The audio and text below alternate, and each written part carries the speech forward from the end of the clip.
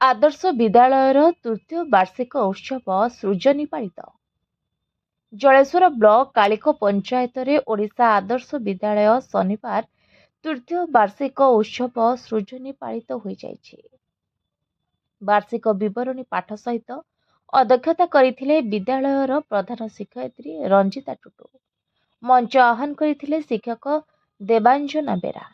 ଏହି ଉତ୍ସବରେ ମୁଖ୍ୟ ଅତିଥି ଭାବେ ଜଳେଶ୍ୱର ବିଧାୟକ ଅଶ୍ୱିନ କୁମାର ପାତ୍ର, ସମ୍ମାନିତ ଅତିଥି ଜଳେଶ୍ୱର ତହସିଲଦାର ସତ୍ୟଜିତ ମହାନ୍ତି ବକ୍ତବ୍ୟରେ ଈଶ୍ୱରଙ୍କ ଉପରେ ଆସ୍ଥା ରଖିବାର ଛାତ୍ରଛାତ୍ରୀଙ୍କୁ ଉପଦେଶ ଦେଇଥିଲେ।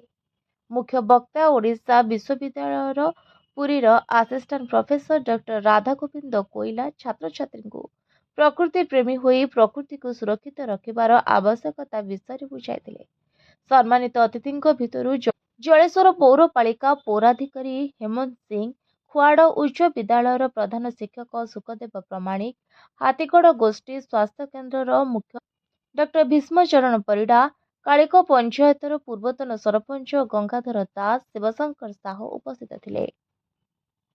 ତେବେ ଅନ୍ୟମାନଙ୍କ ମଧ୍ୟରେ ବିଦ୍ୟାଳୟର ଶିକ୍ଷକ ସୁନୀଲ ପ୍ରଧାନ, ପଙ୍କଜ ସ୍ଥଳ, ପ୍ରୀତି ମଧୁମିତା କର, ବିଜୟ କର, ରୀନାରାଇ ସୋରେନ, ଶୁଭଶ୍ରୀ ମହନ୍ତ, ରାଜେନ୍ଦ୍ର ଗିରି, ଶୁଭଶ୍ରୀ ମହାନ୍ତି, ସଞ୍ଚିତା ରଣା, ବିପାଶା ଦତ୍ତ, ଋତୁ ରଞ୍ଜନ ପରିଡ଼ା, ବିମଲ କୁମାର ଜେନା ଓ ଅନ୍ୟ ସହକର୍ମୀ ତପନ ଖୁଣ୍ଟିଆ, ଅନୁପମା ଦାସ, ସଂକର୍ଷଣ ପ୍ରଧାନ ଉପସ୍ଥିତ ରହି କାର୍ଯ୍ୟକ୍ରମକୁ ପରିଚାଳନା କରିଥିଲେ।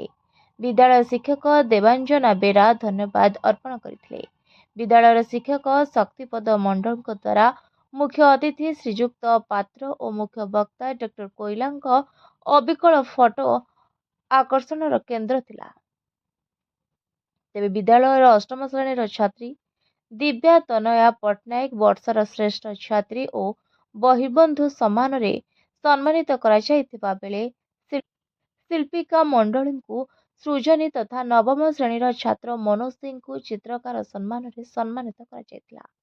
କୁନି କୁନି ପିଲାମାନଙ୍କ ଦ୍ୱାରା ସାଂସ୍କୃତିକ କାର୍ଯ୍ୟକ୍ରମର ଆୟୋଜନ କରାଯାଇଥିବା ବେଳେ କାହାକୁ କହିବି ମୋ ଦୁଃଖ କାହାଣୀ ଏକ ନାଟକ ପରିବେଷଣ କରି ଛାତ୍ରଛାତ୍ରୀମାନେ ଦର୍ଶକଙ୍କ ମନ ଜିଣିଥିଲେ।